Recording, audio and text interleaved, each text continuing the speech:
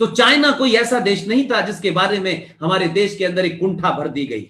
लिहाजा मैं ये मानता हूं कि 1912 में तिब्बत आजाद था, और ये तिब्बत इसलिए आजाद था कि हम ताकतवर थे। अंग्रेजों ने जरूर हमारे ऊपर रूल किया, लेकिन हमारी संस्कृति बड़ी समृद्ध थी। कोई तो चीज लेने आए थे, क्यों सोने की चिड़िया कहा जाता था भाई? अगर ये खराब था, भूखा नंगा था, तो यहां क्यों आए थे? ये मुगल कहीं और क्यों नहीं गए? ये तो खुद भूखे नंगे थे, तो भूखे नंगे देशों में कहां जाते? ये तो लुटेरे थे, ये तो टेंट से निकल के कारवां लूटते थे, वहां से यहां गए। तो किसी ने सोमनाथ लूटा, किसी ने अयोध्या लूटा, किसी ने मथुरा लूटी, किसी ने काशी लूटा, और हजारों करोड़ों की दौलत उस जमाने मंदिरों में रखी जाती थी। तो ये आए क्यों थे? ये इंग्लैंड वालों को यहां क्या मिलने था भाई? क्यों आए थे? अगर भारत बड़ा देश गरीब था तो हम क्या थे ये तो नहीं बताया गया, लेकिन ये कहा कि सब यहां आए थे और उन्होंने यहां के लोगों को सभ्यता सिखाई। वो सभ्यता सिखाएंगे हमें?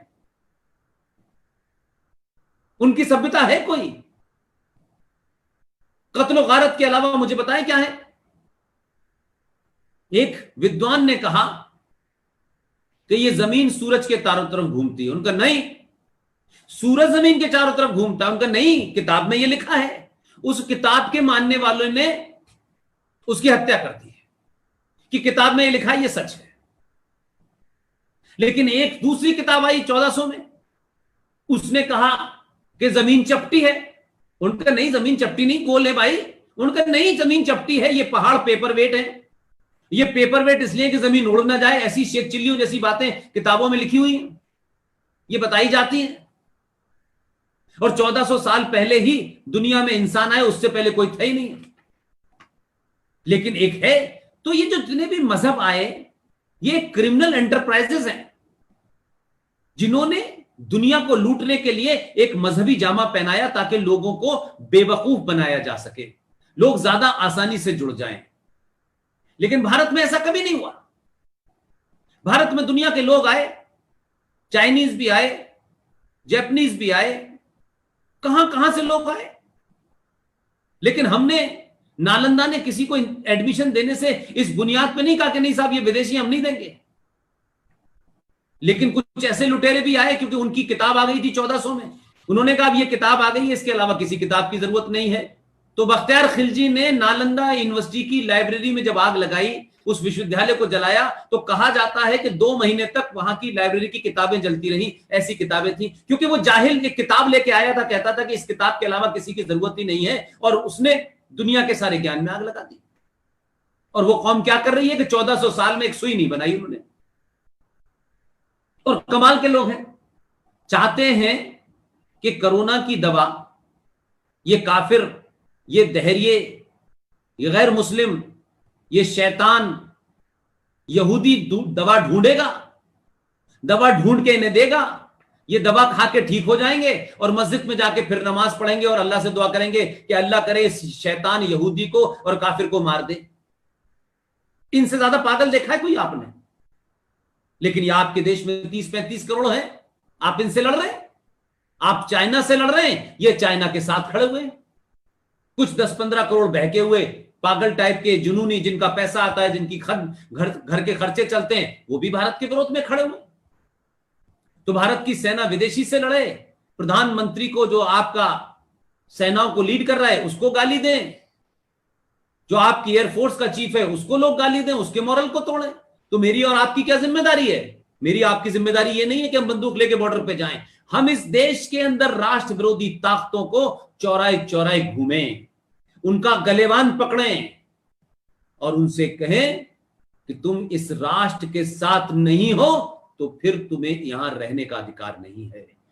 विदेशी ताकत कोई भी हो, चाहे वो इस्लामिक हो, चाहे वो ईसाई हो, चाहे वो कम्युनिस्ट हो, ये सब विदेशी मजहब थे। इस धरती पे आकर के इस पवित्र धरती को इन्होंने नापाक किया और इसको खूनी रंजिश में बदल दिया। लिहाजा चाइना के साथ डोकलाम हो, गलवान हो, आप इधर अरुणाचल प्रदेश में चले जाएं, इस इलाके में हो, लेह लद्दाख में हो, पूरे इलाके की नाकेबंदी कर ली गई है। इसलिए मैंने कहा कि हमारा और आपका काम सिर्फ वोट देना नहीं है। वोट देते वक्त अपने निजी स्वार्थों के, अपनी जाति, अपना इलाका, अपनी भाषा के लिए वोट नहीं देना है, क्योंकि आप सरकार चुन रहे हैं, लड़की के लिए लड़का नहीं देख रहे। देश की सरकार कैसी हो, क्या देश के सामने जो संकट इंटरनल हैं और एक्सटर्नल हैं उसको कैसे एड्रेस करना चाहती है, क्या देश विरोधी ताकतों को मजबूत करेगी या इस राष्ट्र को बचाने वाली ताकतों को मजबूत करेगी, ये फैसला करते वक्त हमें वोट देना चाहिए। ये ठाकुर है, ये हमारा आदमी है, जीत जाए, ये यादव है, ये हमारा आदमी जीत जाए, ये बनिया है, ये हमारा आदमी जीत जाए, ये नॉर्थ का है, ये साउथ का है, नहीं। इसका कोई, पीवी नरसिम्हा राव साउथ के थे भारत के प्रधानमंत्री, देश ने उनको प्रधानमंत्री माना। मैं उनको आधुनिक भारत का चाणक्य मानता हूं। प्रधानमंत्री देश का होता है। इसलिए सत्ता चुनते वक्त बहुत ध्यान से, बहुत समझदारी के साथ, क्योंकि सत्ता पे ऐसे लोग बैठेंगे जो विदेशी ताकतों के साथ हाथ मिला करके भारत की करोड़ों गज जमीन दे देंगे, वही लोग किसी दिन देश का सौदा भी करेंगे। तो सौदा ऐसा ही होता है, आपके संस्कारों को बेचते हैं, आपकी भावनाओं को बेचते हैं, और धीरे धीरे देश में एक चलता फिरता मुर्दा एक आदमी घूमता रहता है। सिर्फ वही होता है, न उसे अपने संस्कारों की चिंता होती है, न सम्मान की चिंता होती है, न अपने पुरुषार्थ की चिंता होती है, न अपने इतिहास की चिंता होती है। वो एक मरा हुआ सा, एक सिर्फ जिंदा लाश की तरह घूमता है। इस देश के नेताओं ने 70 सालों में सनातनियों को बनाने की कोशिश की।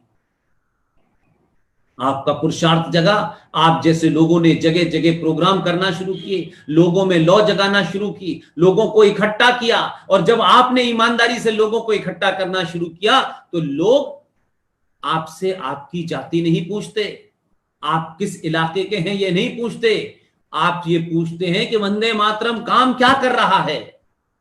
अगर वंदे मातरम एक अच्छा काम कर रहा है तो फिर हमें इसमें मतलब नहीं है कि कौन आदमी इसका अध्यक्ष है, कौन अध्यक्ष नहीं है, ये महत्वपूर्ण नहीं है हमारे लिए।